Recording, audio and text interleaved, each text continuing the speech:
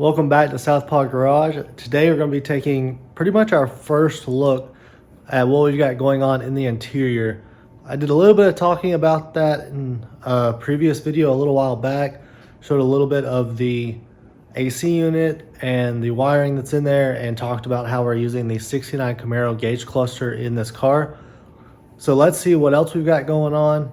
We got a few changes that we made to it. I don't really know if change is the right word, but we got some work done on it. So we're going to take a look at that. So let's take a look here at the interior of the car. A lot of this is going to look very familiar still. I'm going to turn on this light back here so we can see.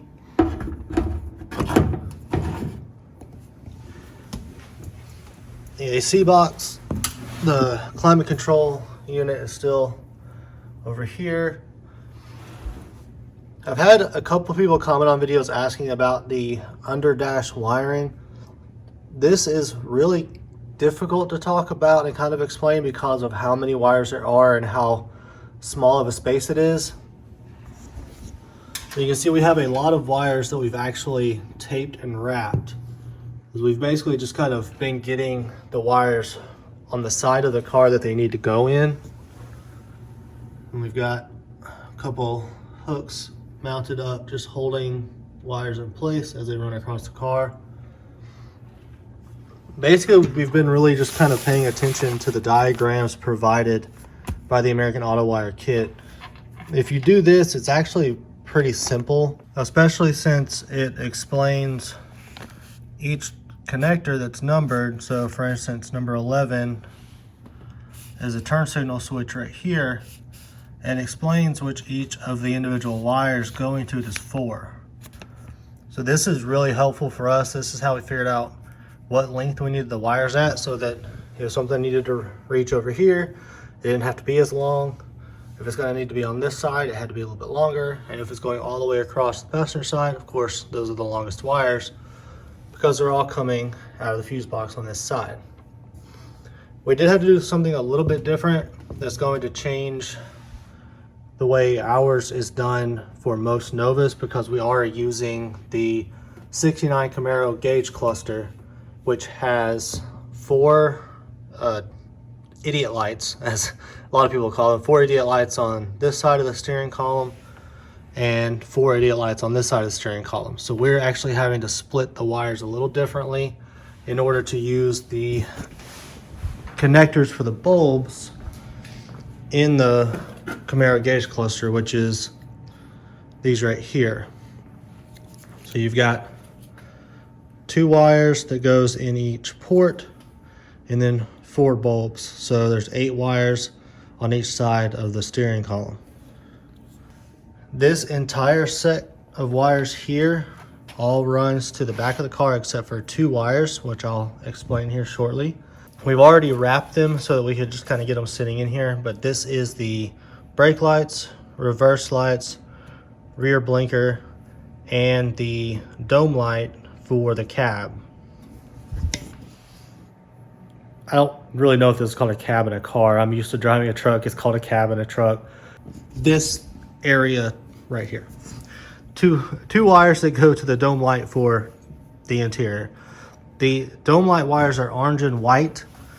They're actually these right here. And then all of these, the rest, keep going straight through the trunk. So what they're going to do is feed through here behind the back seat, and then on the other side of this little square opening, you can see there's a little hook back there. They're going to hook up in there, all of them, this entire set. We've got it wrapped far enough so that it hooks right around this point right here. They're all going to hook right there, and then the orange and white wires are going to come back out this way. They're going to go in these clips here, here, and here, and then they run into this hole, and they're going to come out in one of these two, either this circular one or this one here. We're going to try and run them out of this small one so it's directly in line with where they're going to go.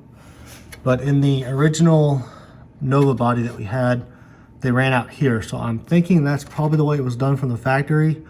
It might be hard to get something in here to grab the wires and pull it through because of how small the hole is. But we're gonna get it coming out of one of those holes, and then they clip in along here and run to the center where the dome light's going to be.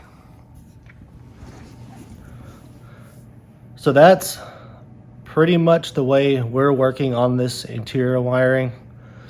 Can't really do a whole lot of explaining of the dash wiring because we have so much stuff already wrapped, and it's basically just following along with the instructions and the diagrams to figure out which wires are going where, which connectors need to go where, to get everything lined up.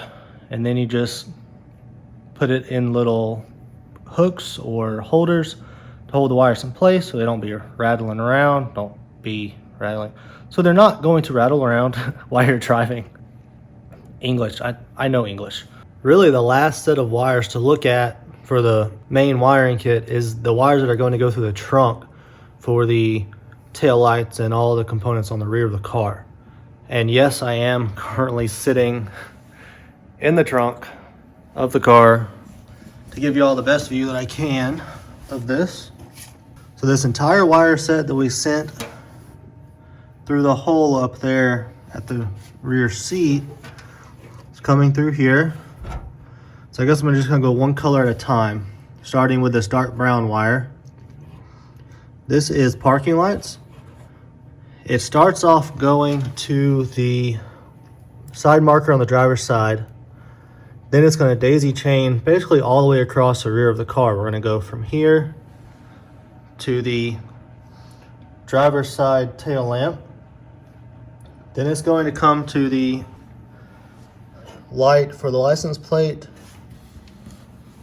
go to the passenger side tail lamp, then passenger side marker. That is the one that has the most individual components as far as cutting the wire in multiple places and making sure that it reaches all the way across the car. This yellow wire for the lights, this goes from, well, basically it just goes right down here to the driver's side tail light. Then you have the light green. That's this one over here. There are two green wires. This is the light green color here. This goes to the reverse light in the tail lamp on this side, and then it daisy chains to the reverse light in the tail lamp for the passenger side. Dark green is this one right here. That runs all the way across the car, all the way down over here to the passenger side tail light. The only one that's left now is this light blue wire. Well, I think there's, nope, two wires left. So light blue wire. This is for a third brake light, which Nova doesn't have. But this kit is for Novas, Camaros, and Firebirds. So we're basically just going to run this up with the wires. We've got it trimmed a little bit, and we're gonna cut it and cap it and just kind of keep it hidden up with all the other wires since we're not using this in the Nova. The last wire is this tan one. So we've got this dark brown that I talked about first and this tan one here. This is gonna go to the fuel sender, the fuel gauge sending unit. So that's gonna run around here and come over to one of these two holes over here. I'm thinking it's going to go through this one because we're using this for the license plate light. And there's another part of the wire that's in the kit. I don't know if you can see that little bag sitting over there. There's tan wire sticking out of that bag. That's the part that actually has the connector for the fuel gauge sending unit.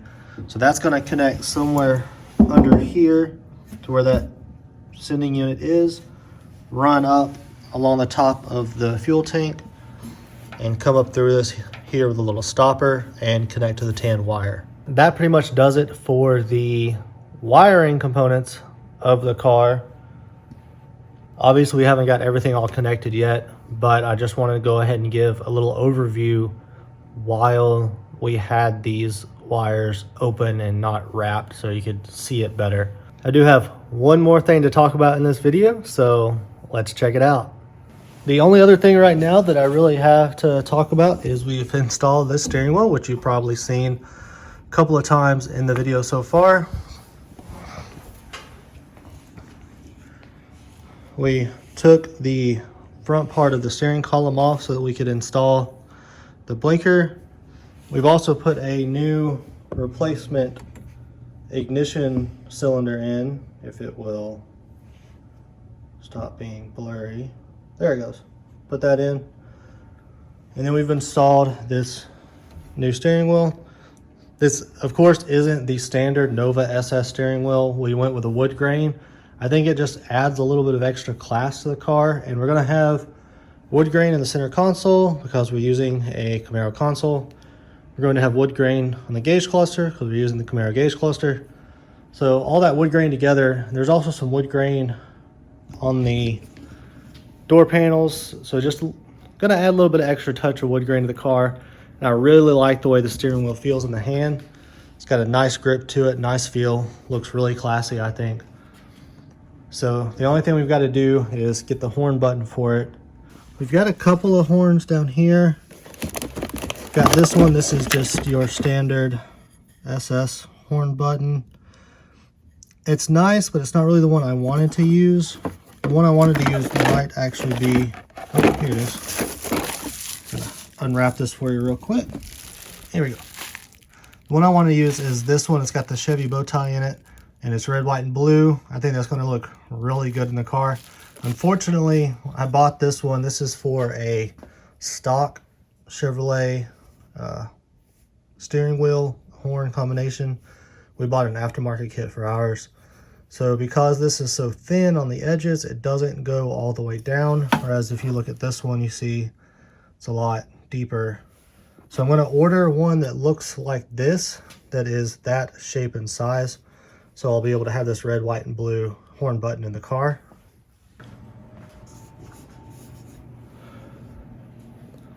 The only thing that we're really kind of questioning about on the steering wheel is this noise that it's making. So if we turn the wheels all the way to the right, it's kind of hard. There's not a lot of power steering fluid in the gearbox right now. But we turn it all the way to the right and there's absolutely no problems at all. Then we start turning it back to the left. See if y'all can hear this in the microphone. I think y'all might have been able to hear that. I'm gonna put it over here and see if possibly it's a little easier to hear. That was louder. So it's making that popping noise. It's only doing it in that one spot when you start to turn the wheels back to the left. We're not sure what it is. If any of y'all have any suggestions about that noise that's being made, leave them in the comments down below. I'd like to see anything that we could look at to possibly determine what's causing that popping noise. But other than that, that is this update that we've got. I'm really excited the steering wheel's in the car. I know that's a very small thing, but I think that looks really good, and I'm excited for the way this interior is going to look when it's all said and done. Thanks for watching. I hope you subscribe to my videos. If you enjoy them, leave a like down below. We are almost to 100 subscribers, so Silverado video should be coming up soon that I explained in the previous upload that I did. This is Southpaw Garage signing out.